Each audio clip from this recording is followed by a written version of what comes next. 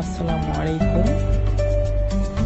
ধন্যবাদ জানাই মঞ্জু আলম টিপু ভাইকে, জারিন ভাইকে।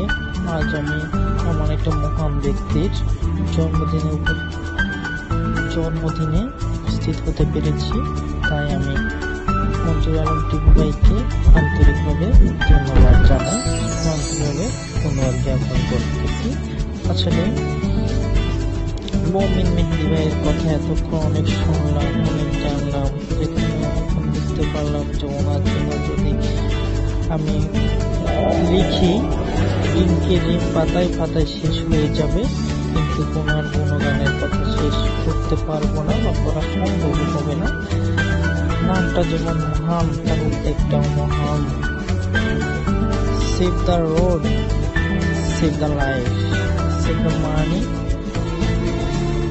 যেমন সবই ইম্পর্টেন্ট, তেমনি তার উদ্দেশ্য, মহৎ গুণ তার চেয়ে বেশি ইম্পর্টেন্ট। তাই সর্বদিক দিয়ে তাকে আমি অনেক অনেক অনেক ধন্যবাদ জানাই যে এমন একটা মহৎ উদ্যোগ নেওয়ার জন্য।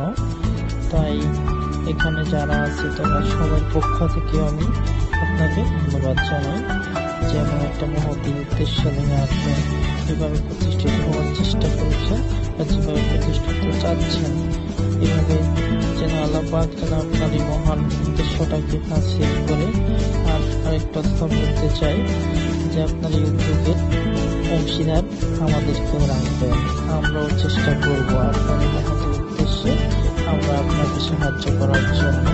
আর আপনার পাশে থাকতে পারলে আমরা নিজেরাও গৌরবান্বিত হব। তাই আপনার সামনের পথ চলার দিনগুলো যেন শুভ হোক, সুন্দর হোক, এই বলে আজকে আমি আমার সংক্ষিপ্ত বক্তৃতা শেষ করব। তাই যাওয়ার আগে একটা কথাই বলে যাই, এটা গানের মধ্যে শেষ করতে চাই। জন্মদিনে কি আর দিব আপনাকে উপহার, বাংলায় নয় ভালোবাসা, হিন্দিতে না প্রাণ। আসলে সত্যি বলতে কি যে এমন একটা মহতির উদ্দেশ্য, এমন একটা মহতি কাজে আসছে যেখানে আসলে টিপু ভাইয়ের কথা শুনে আর কোনো কিছুই আমি মনে করিনি।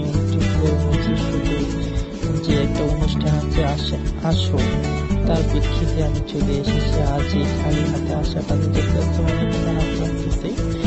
আসলে একটা ফুল নিয়ে আসারও সময় হয়নি, যেহেতু ভাই বলছে এখানে লেট করার কোনো অপশানে থাকে না। যাক, আপনার জন্য অন্তরের অন্তঃস্থল থেকে সর্বক্ষণ ভালোবাসা থাকবে, এই কামনায়